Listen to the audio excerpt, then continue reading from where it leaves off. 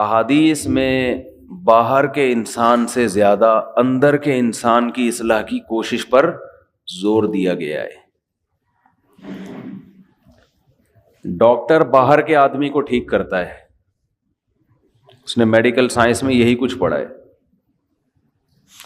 اندر ٹھیک کرنے کی طاقت اس میں بولے نہیں ہے۔ یہ خوب سمجھ لیں، اندر کا انسان ٹھیک کرنے کی اتھارٹی اللہ نے صرف پیغمبروں کو دی ہے، اور یہ صلاحیت بھی اللہ نے صرف پیغمبروں کو دی ہے۔ یہ صلاحیت نفسیاتی ڈاکٹروں کے پاس بولیں نہیں ہے۔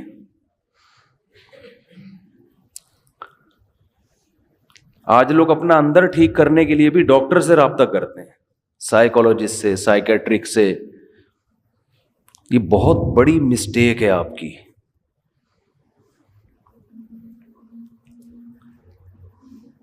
ہاں، کسی سائیکولوجسٹ سے آپ رابطہ اندر کا انسان ٹھیک کرنے کے لیے اس وقت کر سکتے ہیں جب اندر خرابی باہر خرابی کی وجہ سے ہو۔ سمجھ میں آ رہی ہے بات؟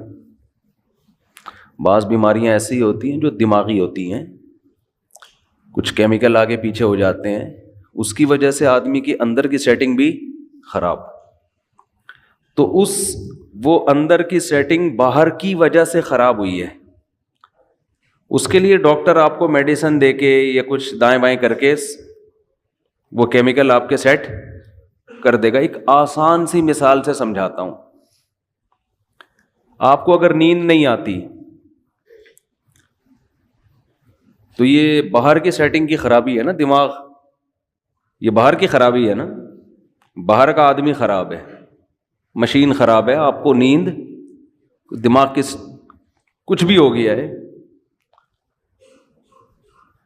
تو اس کی وجہ سے آپ کے اخلاق بھی خراب ہوتے ہیں، آپ میں چڑچڑاپن پیدا ہو جاتا ہے، بات بات پہ غصہ آتا ہے، تو دیکھنے والا یہ کہے گا کہ یہ اندر سے ٹھیک نہیں ہے، بدتمیز آدمی ہے، بد اخلاق ہے، لیکن یہ اصل میں اندر سے ٹھیک نہ ہونا باہر کی سیٹنگ آؤٹ ہونے کی وجہ سے سو نہیں رہا بیچارہ۔ سمجھتے ہیں؟ تو ڈاکٹر یہ کرے گا، نیند کی گولیاں دے دے گا، آپ سو جاؤ۔ جب آپ کی نیند پراپر ہوگی تو آپ کے اخلاق کیا ہو جائیں گے؟ بولو نا، اچھے، تو لوگ سمجھیں گے یہ اندر سے کیا ہو گیا ہے، ٹھیک، حالانکہ یہ اصل میں اندر سے خراب تھا ہی نہیں، یہ تو ایک وقتی طور پر نیند نہ ہونے کی وجہ سے سیٹنگ کیا ہو گئی تھی، آؤٹ۔ ڈاکٹر نے کچھ نہیں کیا، کنٹرول پینل پہ جا کے سیٹنگ میں گیا ہے، وہ اس نے دیکھا کہ جو وائرس آیا ہوا ہے، اینٹی وائرس چلایا، وہ کیا کر دیا، اڑا دیا، ریفریش کیا، سلا دیا، دوبارہ اٹھے تو ونڈو جب ریفریش ہوتی ہے تو بہت سے ہم نے دیکھا ہے موبائل میں، بعض دفعہ نیٹ نہیں چل رہا، بعض دفعہ مسئلہ ہے، ابے ری اسٹارٹ مار اس کو، بس ہمیں نہیں پتا وہ کیوں صحیح ہوا لیکن صحیح ہو جاتا ہے، تو کیا کرتے ہیں اس کو، ری اسٹارٹ مارو، سیٹ ہو گیا۔ بہت دفعہ ہوتا ہے، ایک دفعہ نہیں تو 2 دفعہ ری اسٹارٹ کر دو، ری اسٹارٹ سے کاکڑ دن نہ ہو جاتا ہے۔ تو جب انسان سو کے اٹھتا ہے نا تو وہ بھی اصل میں کیا ہے، ری اسٹارٹ ہوتا ہے۔ دن بھر کی ٹینشنیں، پیسوں کے معاملات، اور ویسے جسمانی تھکاوٹ، بیگم سے پھڈے، سسرال کے جھگڑے، سیاسی باتیں ہیں بھائی، وہ درجنوں ٹینشنیں لے کے بستر پہ دھڑام سے گرتا ہے، اور دماغ کا کنیکشن اللہ اس دنیا سے ختم۔ وَجَعَلْنَا نَوْمَكُمْ سُبَاتًا، قرآن کہتے ہیں ہم نے تمہاری نیند کو سبات، سبت کاٹنے کو کہتے ہیں۔ عجیب چیز ہے نیند بھی، دیکھو نیند عجیب چیز ہے۔ آپ جب اپنے جسم کو تھکاتے ہو تو آرام کا طریقہ یہ ہے کہ جسم کام کرنا چھوڑ دے۔ جیسے آپ بازوؤں سے ویٹ اٹھا رہے ہو، بالآخر تھکتا ہے نا آدمی کا، ہاتھ تھک جائے گا، تو آرام کیسے دو، ویٹ اٹھانا چھوڑ دو۔ جم میں آپ نے دیکھا ہوگا ویٹ اٹھاتے ہیں، 15ویں سیٹ پہ جا کے چیخیں نکل رہی ہوتی ہیں نا، وہ آوازیں آ رہی ہوتی ہیں، تو اس کے بعد وہ تھوڑی دیر آرام کرتے ہیں، پھر دوبارہ اٹھاتے ہیں۔ تو آپ چل کے تھک جاتے ہو، اس کا حل کیا ہے؟ ٹانگوں کو تھوڑی دیر آرام دو، بیٹھ جاؤ، تھوڑی دیر کے بعد دوبارہ چلنے کے قابل ہو جاؤ گے، ریلیکس ہو جائیں گے نا آپ کے پاؤں۔ لیکن دماغ جو سارا دن سوچتا ہے نا، دماغ کا دیکھو، جس باڈی کا جو کام اللہ نے لگایا ہے اس سے وہ کام لینا چھوڑ دو تو باڈی ریلیکس ہو جاتی ہے۔ سمجھ رہے ہیں کہ نہیں سمجھ رہے ہیں؟ بھائی کام لینا چھوڑ دیں نا، ہاتھ سے وزن اٹھانا چھوڑ دیں تو ہاتھ کیا ہو جائیں گے؟ ریسٹ۔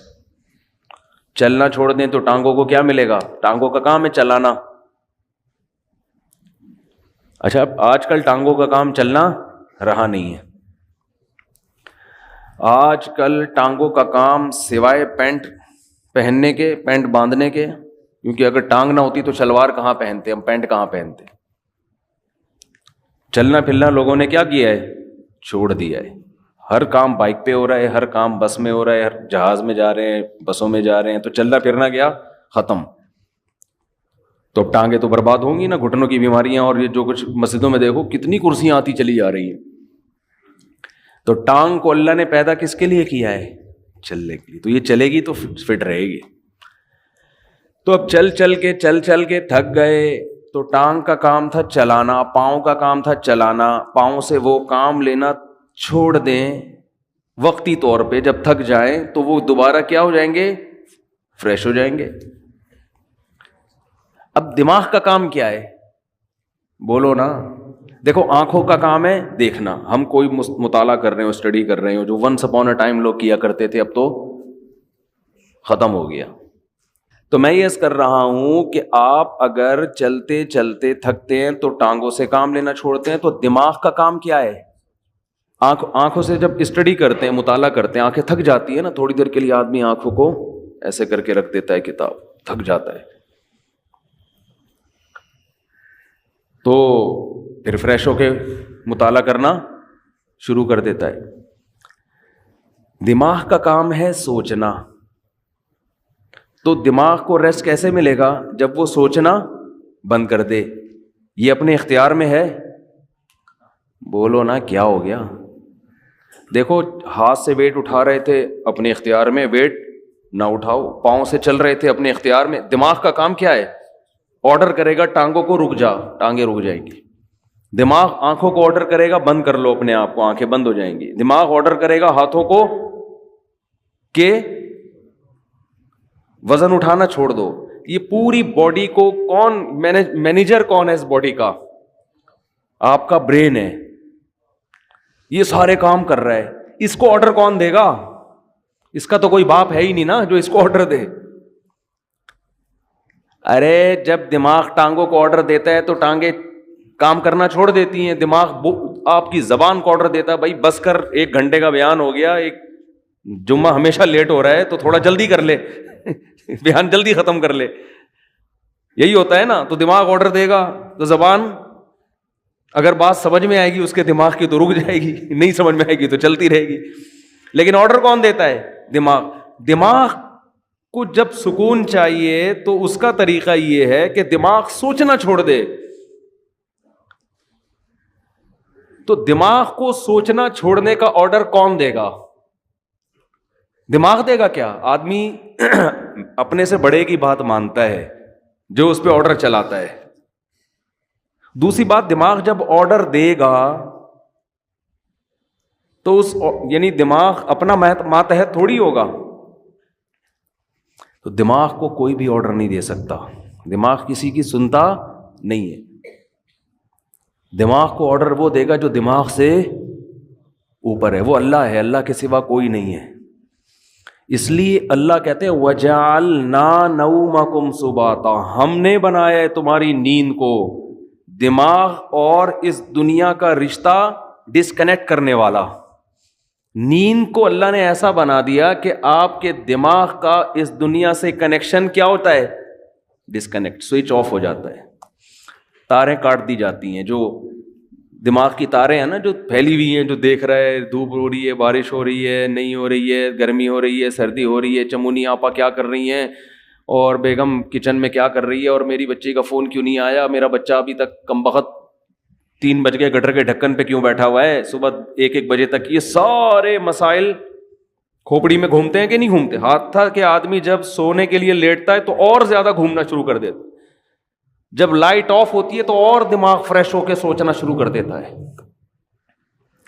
اب آپ اپنے دماغ کو آرڈر دے کے سو جا, دماغ کبھی بھی آپ کے کہنے پہ بولو نہیں سوئے گا. آپ سمجھاتے نا بے سو جا, بے سو جا, بے سو جا. اب جتنا دماغ اپنے آپ کو سونے کو آرڈر کرے گا اتنا ہی دماغ جاگے گا, کیونکہ آرڈر کرنے کے لیے جاگنا ضروری ہے. سوتا ہوا مینیجر کسی کو آرڈر نہیں کر سکتا. سمجھ میں آ رہی ہے بات کہ نہیں آ رہی ہے؟ سوتا ہوا آدمی اپنے ہاتھ کو آرڈر کر سکتا ہے؟ بولو. آپ جاگ رہے ہیں نا, آپ نے اپنے ہاتھ کو آرڈر کیا بھئی یہ گلاس پکڑ لے, ہاتھ گلاس پکڑ لیتا ہے. جب آپ سو رہے ہوتے ہو تو آپ کا دماغ آرڈر کرتا ہے اپنے ہاتھ کو کہ یہ گلاس پکڑ لے. کیوں؟ دماغ ابھی کیا کر رہا ہے؟ سو رہا ہے. تو سوتا ہوا دماغ جیسے آپ کے اعضاء کو آرڈر نہیں کر سکتا تو وہ اپنے آپ کو بھی آرڈر نہیں کر سکتا. اور جاگا ہوا جب تک ہے, آرڈر کرنے کے لیے جاگنا ضروری ہے, اور جاگا ہوا ہے تو سوئے گا نہیں, سویا ہوا ہے تو جاگے گا نہیں. تو یہ ایک دوسرے کے اپوزٹ ہیں. اس لیے دماغ اپنے آپ کو سونے کا آرڈر کبھی بھی نہیں کر سکتا. اس لیے کہتے ہیں کہ نیند آپ کے اپنے اختیار میں نہیں ہے. آپ کے اپنے اختیار میں بستر پہ سونے کے لیے لیٹنا اور لائٹ کو آف کر دینا, شور شرابے کو ختم کر دینا, یہاں تک آپ کے اختیار میں ہے. دماغ میں نیند مسلط کرنا یہ آپ کے اختیار میں نہیں ہے.